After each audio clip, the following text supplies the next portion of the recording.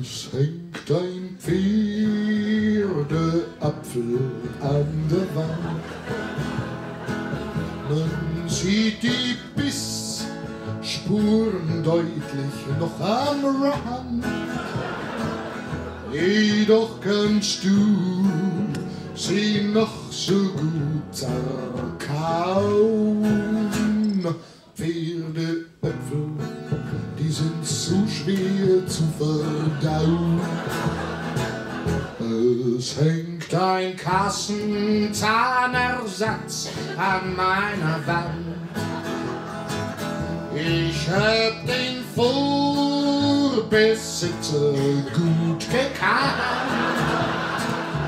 Fragt wer nach Freundschaft, dann werd ich traurig, bleib ich stumm. Kau mit den Kassenzähnen auf den Pferdeäpfeln rum.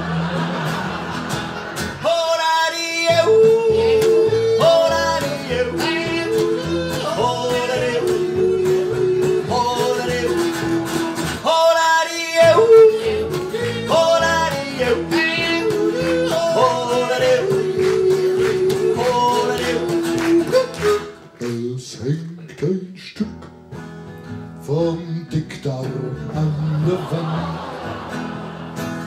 Der halbe Magen hängt gleich nebendran. Ein Stückchen Niere, na und die Galle, bitte sehr. Manchmal fühle ich mich innerlich so leer. Und auch Experten, die standen schon vor meiner Wand. Und da war so mancher, der es wirklich klasse fand. Doch fragt mich einer, nach welchen Kriterien sammelst du? Schnauf ich kurz durch und dann häng ich ihn dazu.